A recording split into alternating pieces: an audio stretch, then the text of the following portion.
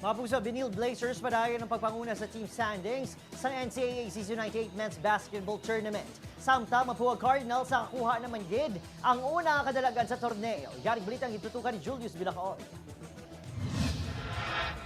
Ginpabakod sang Vinyl Blazers ang posisyon sini bilang number 1 team sa NCAA Season 98 Men's Basketball Tournament matapos ginlutos sa San Beda Red Lions.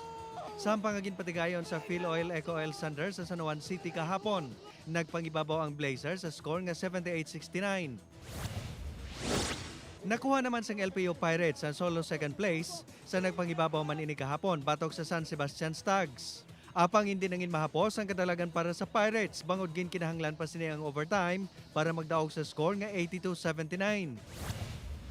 Sa hinampang sang Sabado, nakuha na gid man sa Mapua Cardinals ang nahauna sini nga kadalagan.